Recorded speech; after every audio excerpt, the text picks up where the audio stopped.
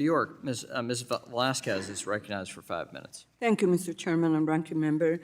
Welcome to the committee, Director Chopra, and it is really good to see you. And I just want to say that I really appreciate the CFPB's work protecting consumers, including service members, older adults, and my constituents. And I want to join with Ranking Member Water in our disappointment of the Republicans' attempt to overturn Section 1071 rule.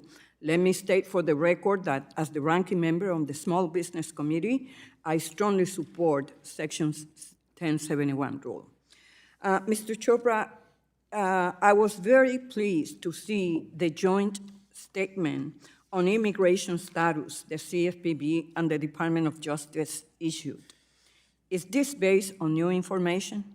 No, this is long-standing law from the Justice Department and the CFPB. So, to be clear, does the joint statement tell banks they have to make loans to immigrants? No, the CFPB, the DOJ, we do not tell anyone to make a loan to a particular person. And can banks still consider an applicant's immigration status? Yes, the guidance makes very clear that a creditor may consider immigration status when making a lending decision. And so why did the CFPB issue this joint statement now?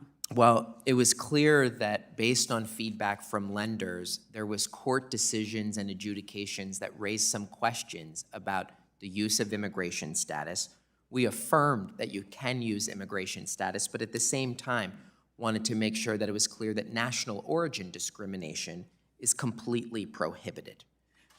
Well, I want to thank you for issuing guidance. As ranking member of the Small Business Committee, I know that smaller institutions often cannot afford an army of lobbyists and big law firms, so more guidance is especially helpful for them.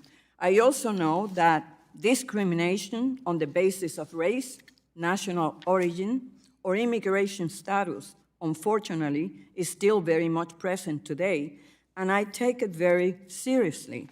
I know what it's like to be judged by your name and stereotyped as a member of an ethnicity.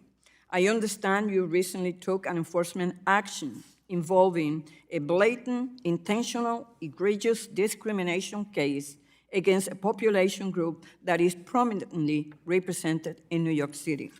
As a proud member of the caucus that championed them, along with about 100 of my bipartisan colleagues, can you please tell me about cities' discrimination against Armenian Americans? So we recently finalized an enforcement action that addressed intentional discrimination against Armenian Americans in Citibank's credit card business.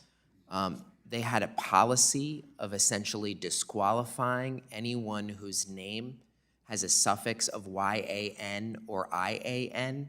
That's extremely common in Armenian Americans. And in many cases, Citibank provided false records about why those borrowers were denied and made up other reasons for it. So again, I think our guidance tries to make clear you can use immigration status, but you can't engage in national origin discrimination. Thank you. Mr. Chairman, I yield back.